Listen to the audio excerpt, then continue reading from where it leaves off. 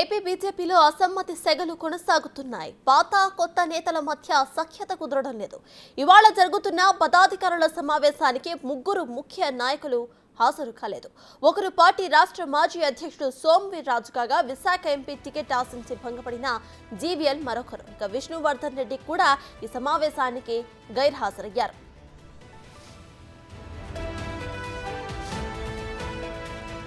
ఇదే విషయంపై పూర్తి డీటెయిల్స్ ను మా ప్రతినిధి శివ అందిస్తారు. శివ, చెప్పండి. ఇటు ఏపీ బీజేపీలో అయితే అసమ్మతి సెగలు కనిపిస్తున్నాయి. ముగ్గురు ముఖ్య నేతలు ఇక్కడ ఈ సమావేశానికి అయితే హాజరు కానట్టు మనకు తెలుస్తోంది. సో ప్రెసెంట్ అప్డేట్స్ ఏంటి?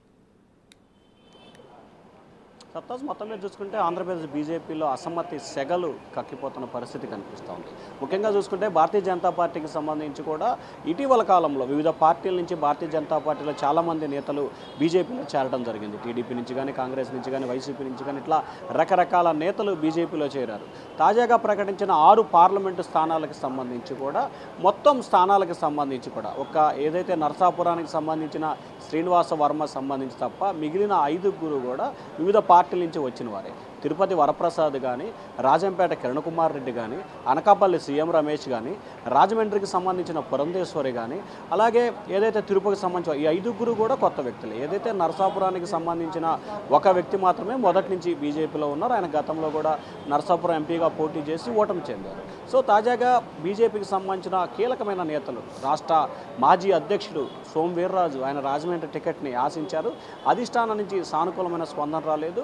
రాజమండ్రి స్థానానికి సంబంధించి పురంధేశ్వరి ఇద్దరు కూడా పోటీ పట్టడంతో అధిష్టానం పురంధేశ్వరికి మొగ్గు చూపింది. దీంతో ఆయన గత 3-4 రోజులుగా తీవ్రస్థాయిలో అసంతృప్తి, ఆగ్రహంతో ఉన్నట్లు కూడా తెలుస్తూ ఉంది. అందుకే ఆయన ఈరోజు సమావేశానికి డుమ్మా కొట్టినట్టు కూడా భావిస్తూ ఉన్నారు. దాదాపుగా సమావేశం ప్రారంభమై గంట అవుతున్నా కానీ ఇంకా ఆ నేతలైతే రాని పరిస్థితి కనిపించింది.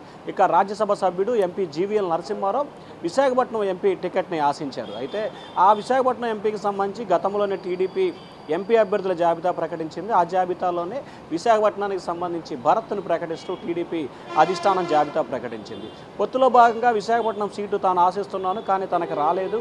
సరే, ఏది ఏమైనా సరే అధిష్టాన నిర్ణయాన్ని గౌరవిస్తానని చెప్పి ఆయన నిన్న సోషల్ మీడియా వేదికగా ఒక వీడియో కూడా విడుదల చేయడం జరిగింది.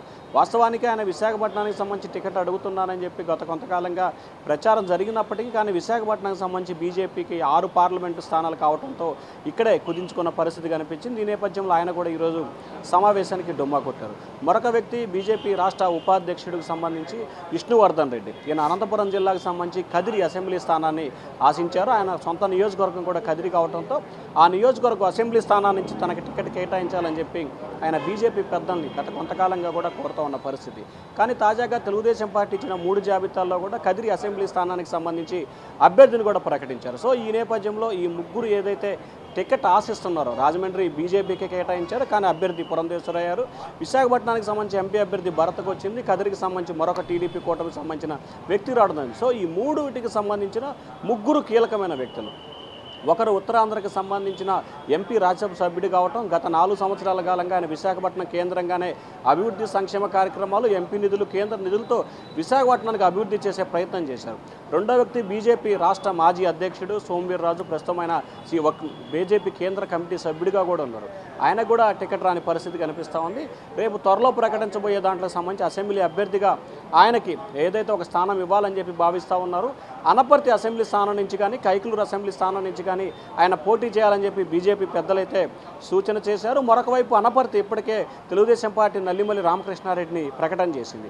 కైకలూరుకు సంబంధించి కూడా బీజేపీ నేతే మాజీ మంత్రి కామినేని శ్రీనివాస్ ఆశావాహులుగా ఉన్నారు. సో ఈ నేపథ్యంలో మరి ఆయనకి ఎక్కడ టికెట్ కేటాయిస్తారో లేదో కూడా తెలియని అయోమయం, ఉత్కంఠ అయితే కొనసాగుతోంది.